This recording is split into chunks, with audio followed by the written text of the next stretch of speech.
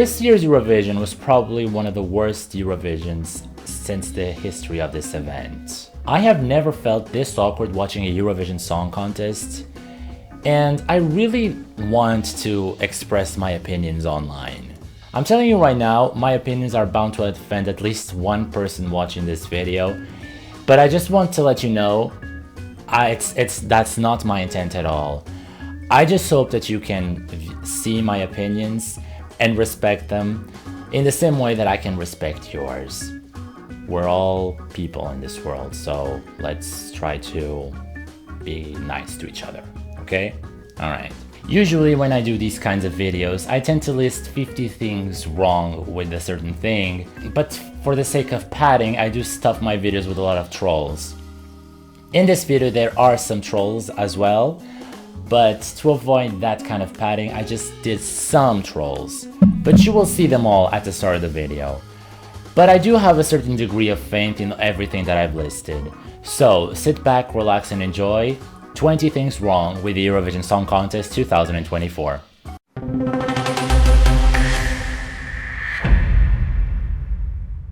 We are in Sweden again. It's becoming so monotonous to see Sweden hosting this event time and time again. And it's not even fair that they are hosting it. There was a country that deserved to win a lot more than Sweden did last year. Belgium.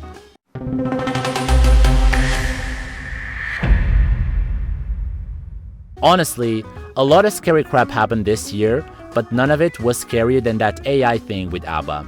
I get it, 50 years, but like, did we need this? One of the main reasons why ABBA hasn't gotten back together is because Agneta hates flying.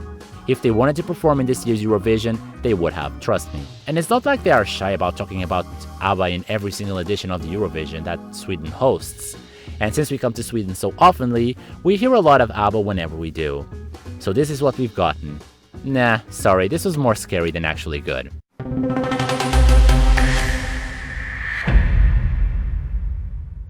Love the Greek song, but that staging did not make the song justice. Maybe it was to match the awful behavior that Marina Sati showed in some press conferences. Whoa, where did that come from?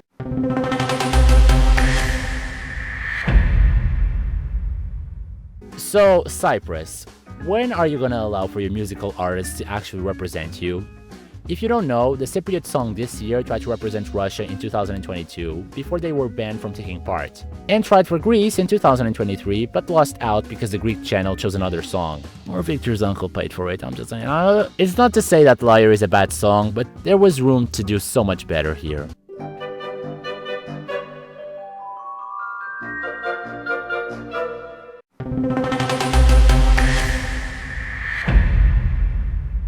Croatia not winning will hurt for a long time. I hope they win soon. They were so close.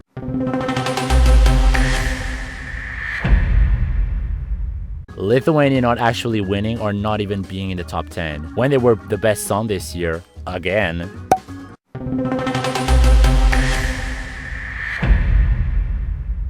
Although I'm glad that block voting is the reason why Slovenia and Serbia qualified for the final this year, having Televote decide the finals is ultimately a step backwards when it comes to the Eurovision Song Contest. It's televoting alone that made Eurovision reach their lowest point in the 2000s, and there was a reason why it stopped being used solely to pick the finalists. There is no way that Finland's song is better than the Azerbaijani song in any sort of term when it comes to a song. Audiences voted for the act, and that is not what the Eurovision Song Contest is about.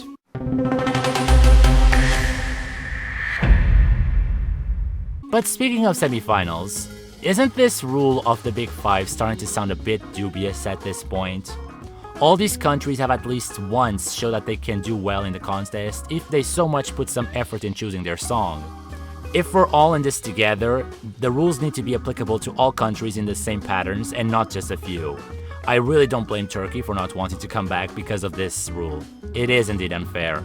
So if I have more money, I get to have advantages? What kind of fair game is this?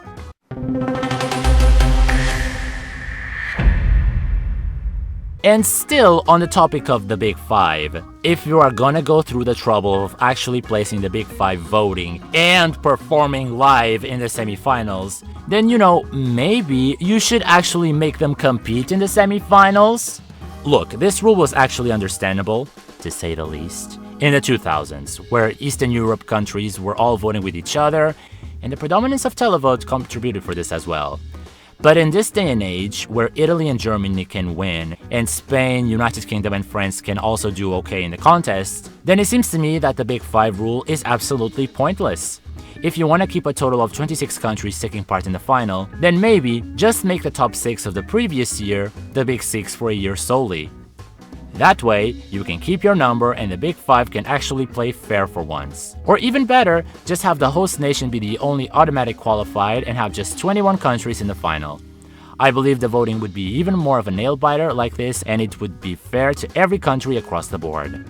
Now, I will be entering some dangerous territory past this point. This situation isn't as black and white as people have a tendency of painting it. Peace is all we long for, and picking a side will create a divide. And as human beings, we have room to dialogue and to express our opinions without destroying each other. But the Israeli situation in this contest this year.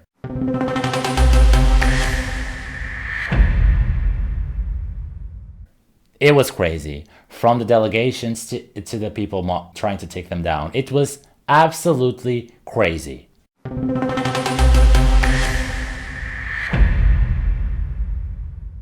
It's like this. The reason why Israel's participation was allowed this year is because they were the attacked ones. And sure, that is true. The argument I hear a lot is, Russia was prevented from participating because they attacked Ukraine. Israel was attacked so they can take part. But listen, it doesn't matter if you are the bully or the victim. You are still doing these humanitarian crimes against innocent people. What Israel is doing is also equivalent to terrorist attacks, and the fact that the EBU showed absolutely nothing against this, it's absolutely inhumane.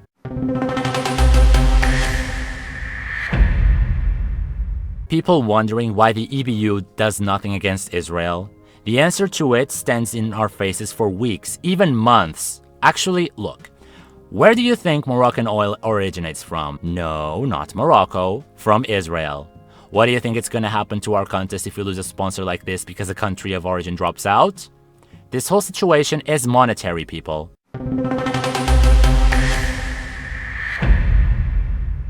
But then there is the other side of the spectrum. Do people really think that booing the singers and dancers taking part is gonna resolve anything? Like, what are these artists supposed to do? Solve the conflict? They have their beliefs and we have to respect them, the same way they have to respect ours. And honestly, can't speak for the whole Israeli delegation because they clearly are no saints, but Eden Golan was actually really respectful. She sang her song and nothing was stopping her from actually singing her original song against everyone's wishes just to make a point. And she even answered some rather aggressive questions during the press conference. But the point here is, there is no point in booing the artists of a certain country. The solution to the world's problems is not going to be solved like this.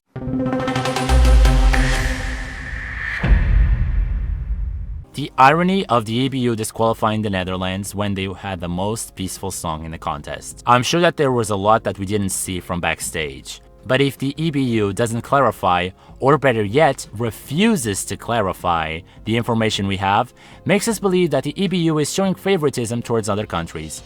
And because of the ambiguity on behalf of the EBU, we end up being more focused in having an imaginary enemy rather than looking at the possibility that maybe Just didn't have a correct attitude. To make you understand what I'm trying to say, either the EBU didn't like the Dutch entry or participant, or Just isn't entirely the victim of this situation. And so long as the EBU isn't straightforward with us, we cannot pick a side. The whole situation was just very poorly handled when it's all said and done.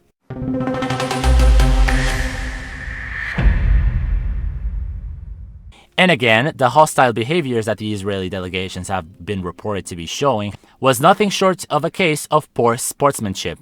In the face of all this, setting aside all the political background that we see, wasn't this rude behavior enough to disqualify Israel as well?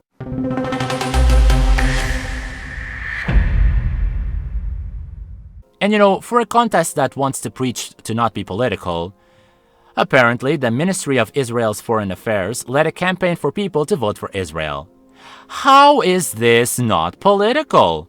This should be grounds for disqualification as well, right?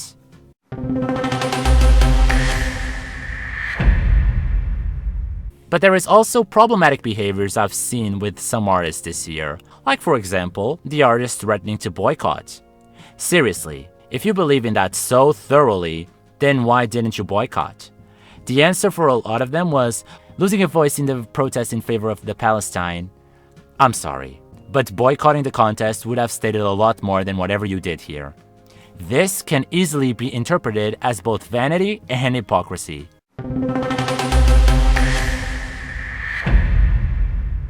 In all my years as a Eurovision fan dating back to 2008, I have not once felt this awkward watching the Eurovision with my family. It was so hard to sit through performances of a satanic ritual-themed performance, a stick in a microwave wearing a little girl's skirt, a group of British dancers dry-humping each other on stage, and a couple of male dancers showing off their bums. I'm not saying that bizarre in Eurovision is a bad thing. It's present in every year, and in some years it's a good thing. But this year, the way performances seem to be only focused on just being bizarre makes it the polar opposite of not having bizarre performances at all. And by extension, that is just as bad. I get it, we have this freedom to express ourselves, but just because we are free to say and do whatever we want, doesn't always mean we should. Eurovision does not belong to a certain niche of people, so there has to be a certain degree of control on what we put on our Eurovision stage. At the end of the day, this show is a family show, and just letting everyone do what they want on stage is the polar extreme of not letting them do anything.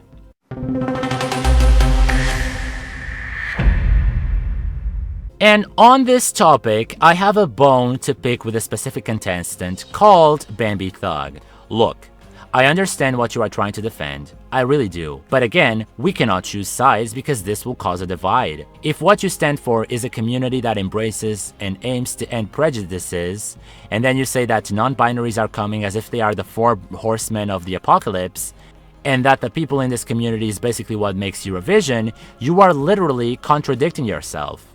Because although, yes, a huge portion of your community composes what Eurovision is, you are clearly leaving out a lot of people that love the Eurovision that don't necessarily share the same points of view that you have, even if they respect them.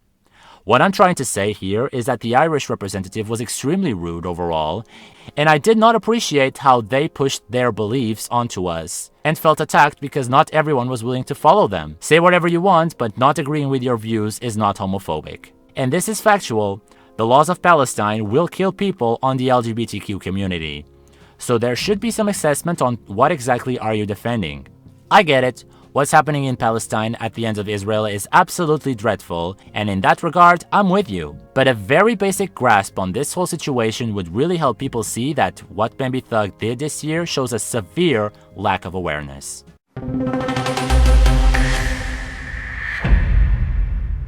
Say what you will, but there is a need for a flag ban on this contest. The whole thing with the non-binaries this year was out of control, and believe me, we can be the best of friends no matter what views you have on this topic. The truth is, if you label yourself and a group of people, you are depriving yourself of individuality. As such, you are denying yourself of humanity by labeling your group of people with an abstract concept, making it easy to perpetuate violence. To quote a Eurovision star on this topic, Mahmoud, labeling ourselves creates a division. There is no need to explain our own preferences until homosexuality will be perceived as a normal thing, which it is. And that's how I see it. You can identify as whatever you feel like, but if you need to label yourself, a divide will be created. Your sexuality should not be your personality, let alone the beliefs of a single person representing a whole country. And what's worse is that some people will see me as homophobic for saying these things. But between what I like to do in the privacy of my bedroom to what I want to associate with, there is a big difference. I just feel like all this has gotten a bit out of hand, and some control in a show that is seen by people of all ages is not really something so crazy to think about. Just be whatever you feel like and I will have nothing bad to say to you. But you showing this immense pride and voicing your opinions as facts that are irrefutable, then we are gonna have a problem. The LGBTQ+ community used to be an accepting community, but these days that tolerance and acceptance has turned to hostility if someone voices their opinions, especially if those opinions don't match what their beliefs are. It's very disappointing, the state of the world right now. And those were all my frustrations with the Eurovision Song Contest this year. Overall, the Eurovision Song Contest 2024 was a massively dramatic show. And honestly, between the conflicts between a country performing absolutely heinous crimes against humanity, to people pushing their beliefs and labeling fans of this show as people that stand by them, the hard-to-digest performances and Croatia and Lithuania not winning, for the first time in 16 years, I have questioned if I actually liked this contest. Something that never actually happened when 2019 was one of the lamest years in Eurovision's history. Something that never happened when we didn't have Eurovision the following year, and something that never happened in 2023 when practically no songs came out of this edition for my taste. Which is a legitimate shame, because this year, not only the songs were actually much better than they were in the past two editions, lots of them were in their native languages, even if partially. I counted 21. The hosting was also really good. I mean, it's Pietra Miedi and Lina Woodruff. What else there is to say? This could have been one of the most competitive years that we've had since 2021 and 2016. But alas, the way this whole thing went will make us remember this year as the political and chaotic Eurovision year, and the lack of care that the EBU showed us. This year will be forever remembered as the one that, ironically, we were not united by music.